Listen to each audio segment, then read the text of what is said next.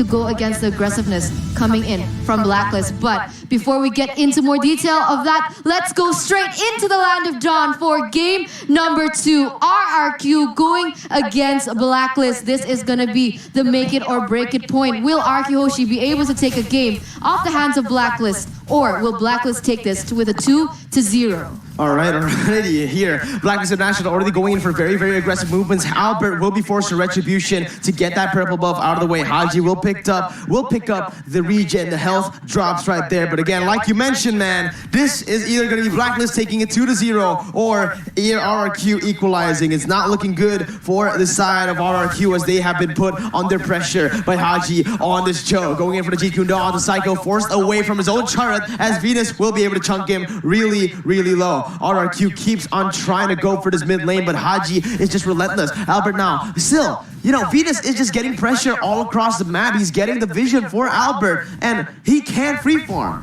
Yeah, he can't freefarm, and the utility as well as the dominance coming in from Oh My Venus on this Raphael has actually also been very, very superb in the aggressiveness coming in from Blacklist here in the early game. But look at that, Skylar actually nearly gets taken down, but it actually will be Edward to go down first in a 3v1 situation, and that is finally RQ Hoshi picking up a point here above Blacklist. Absolutely, Skylar picks up the first blood, but we saw this as well from the first game. RRQ were able to draw first blood, but look at Venus, so intelligent. He's holding that minion wave for Edward, and that's going to be no minions lost. Blacklist though, Wise has rotated to the top side. R7 caught in the bad situation as Wise dashes in, but is still able to dodge away from the damage, and it is going to be RRQ now with a slight gold lead coming into the second minute, but already returned by the side of Blacklist International. Albert picks up the gold buff. Blacklist have started the turtle. Will they go for the contest right here and right now? Haji has his ultimate on the Cho. It's going to be really scary, as it's going to be Vin going in for the shield unity onto Haji, dealing some damage and also zoning him away from the turtle. Turtle will be resetted right here from the side of Blacklist International. They don't want to go for the crazy fights just yet, as RRQ will continue to farm in their jungle. Blacklist will not go for this. They disengage instantly. Yeah, very disciplined plays coming in from Oh My Venus as well as the other members of Blacklist. But sorry, what I was thinking was,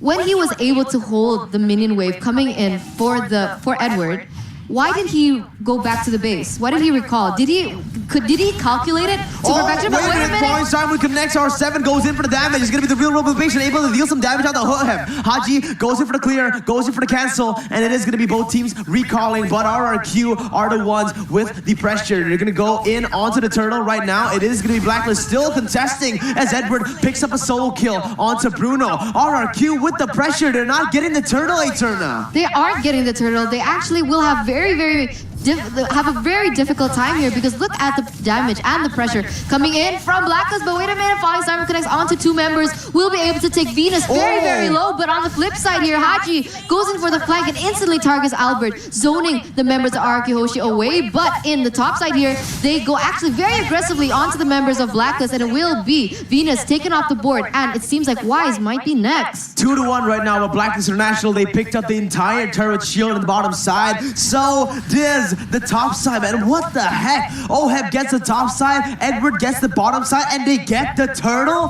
What is this? Blacklist are insanely good at playing the macro game. RRQ are getting just completely destroyed already. They did get more kills on the board, but did you see Blacklist? They got the 1,000 gold lead. How? By getting the turret shield in the bottom side and the top side, and even securing the turtle for themselves. There was only 2 people contesting the turtle, and yet they were able to get it, Eterna.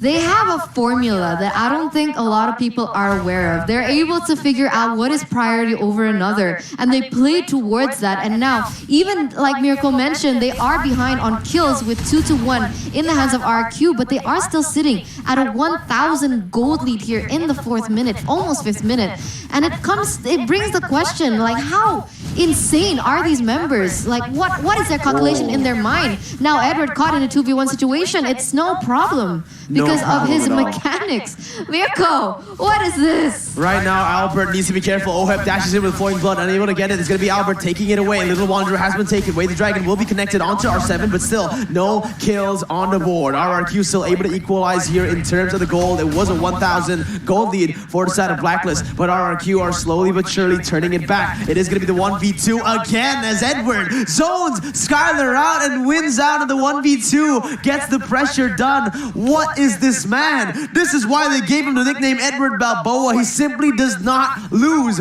on this Paquito. Yeah, and it poses the question why RRQ Hoshi actually left this hero open, knowing what a nuisance he was in the first game, not respecting the Paquito and actually picking up the Eve instead. So very interesting play there in terms of composition. Is it because Psycho is more comfortable on this Eve and they don't want it to get banned away? I don't really know what is going on in the hands of RRQ right now, but it's now Blacklist picking up the pressure once again, holding the dominance over this next turtle, even though Vin is there in the midst to be able to open up the information. But look at the damage. Vin is actually going to be taken very low here. The real manipulation has been opened up to zone away the members of Blacklist, but it isn't doing much. But actually, wait a minute, Venus gets caught out, will be able to get taken down. And now R7 goes in for the 3v1 engage, but still needs to be very careful because the flanking coming in from Edward is there too. Take Albert very low, but it actually will be Edward getting caught out, and that is a second kill picked up by RQ, 2-0. The Kings of Kings finally showing their fangs here in the game, in game number 2. RRQ getting that team fight, winning it, and turning around the goal lead already, but Haji was able to do some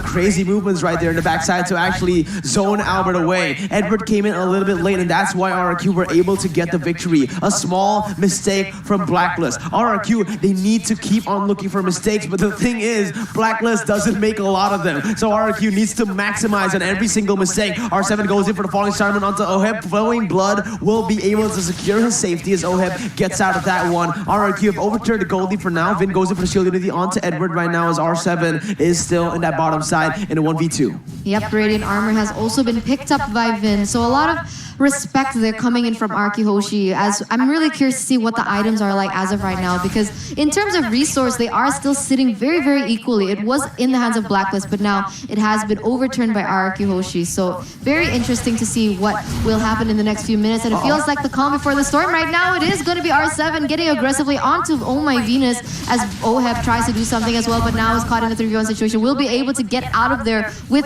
his first ability. And now again on the flip side, it actually is Vin getting caught out. Will be able to get taken down with Wise as well as Haji. Beautiful, beautiful plays right there coming in from Haji, getting away the dragon, but R7 goes in for the falling Starman onto 2 members right now. With the real motivation, it's going to be Oheb taken down, and that's going to be R7 looking for the kills on the board. Blacklist still able to back away as Edward is lurking in the flanks. He wants to go for more right now as Blacklist will just be zoned away, and the turtle will finally go to the hands of RRQ. Not just yet though. I mean, the pressure will go to the hands of RRQ. Right now, they need to pull all their cards to be able to just get one objective on the board. Blacklist International, Haji trying to zone them away. R7 will be able to get that. Vin goes in for the shield unity, falling Simon connects on the 2, but Holy Baptism will be able to disengage for Blacklist International right now, as again, it is going to be RRQ getting the pressure, but will they be able to secure the turtle? So far, it does seem like they will, and there you go. The first objective for RRQ will be the turtle. Yes, and I think this YSS pick comes into clutch here for Albert. It's way more effective than what we saw in game number 1, as we're going to take a little peek into the items right now, going into game number 9 here. Already a lot of dominance ice is built up in the hands of Blacklist, respecting that coming in from RQ. But wait a minute, Haji is caught in a was almost caught in a 4v1 situation, actually is taken to half health, but he still will be able to clear that minion wave in time. And no, Haji goes in very aggressively onto the members of RRQ Hoshi and will instantly be taken back, and now Venus will be caught very low, but now it actually is Edward getting taken low, and Wise, will he be able to escape out of this one? It actually will be a double kill being picked up by RRQ Hoshi, instantly taking it back, showing their fangs here in the 9th minute. There you go. The front to back composition for the side of RRQ finally works out, and there you have it. Haji made one mistake and RRQ were able to capitalize. This is exactly what RRQ needs to keep on doing. Blacklist, they don't make much, but when they do, that is when you need to go for the kills. And another beautiful pickoff on the board for the Kings of Kings. Looking to go for more right now as Haji will be able to zone Psycho away. The wave has been cut though in the mid lane. Psycho now now will be able to back away, and R7 rotates to the top side. They are already setting up for the Lord that is going to come up in 30 seconds. If you can see the items for Albert, War Axe, and that BOD, he's building towards, I mean not the BOD, the Endless Battle. He's building towards the BOD, as Skylar as well has gotten that Berserker's Fury, a lot of damage already for the side of RRQ. They got the gun power, but will they be able to survive the die potential from Blacklist in the late game? Wise gets shot really low right there. The falling summer will be able to connect onto him. He's going to be taken low, almost taken down, as the Mountain Shocker will do its best to take him down. Blacklist now caught in a 4v5 situation. It is going to be RRQ pushing the pace with a 4,000 gold lead, rotating towards the Lord, and this is where the shift comes in for RRQ. This is a time where they need to be able to capitalize on this gold lead. They're not going to get a lot of these moments, and surely enough, RRQ will be able to take the Lord uncontested. RRQ Hoshi sitting at a 4K gold lead now. This is completely different to what we saw in game number 1.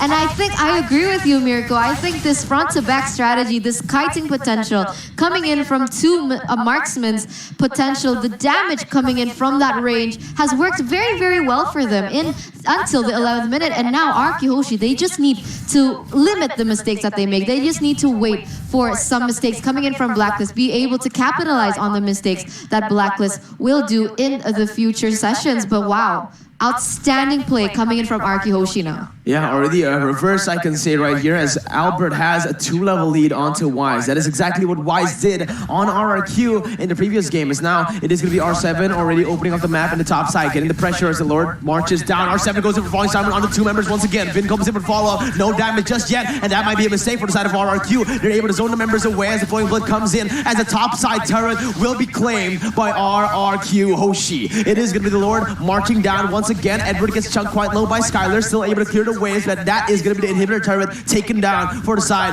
of RRQ. They got one inhibitor turret, they're going to disengage instantly, not going for too many, not going for the greedy plays, and this is what we need to see from RRQ if they want to take down the giants in Blacklist International. Yes, for sure, but they still need to be careful here, Mirko. I think Blacklist, they're used to being behind in the situation, but wait a minute! Falling Simon connects on to 3 members, and it actually will be Venus getting wiped out. It is Wise that is next, and the real world manipulation has been popped up, was able to zone and put a lot of damage on the board, as well as the slow effects. And now look at Vin, he is looking for an engage, as it will be a inhibitor turret in the hands of RRQ. Wait a minute, it's going to be Blacklist International actually caught in the midst of everything. Now Edward gets chalked, and Albert picks up the killing spree. Now with 3 members down, RRQ are going to look for the end, but can they end Oheb and Haji? They're simply not going to let that happen easily. RRQ will choose to go for the top side. Skylar goes for the dash. It is going to be the inhibitor turret in the top side taken down, and RRQ will have picked up a 10,000 gold lead. They're still staying in the base, Eterna. They're looking for the end right now. Mono Chakra has been popped. Haji caught in the bad situation, will be forced to back away as Oheb goes in for Flowing Blood. Falling Simon connects onto no one, but the damage will be enough to zone him away. Oheb gets taken down, and RRQ, they've equalized in game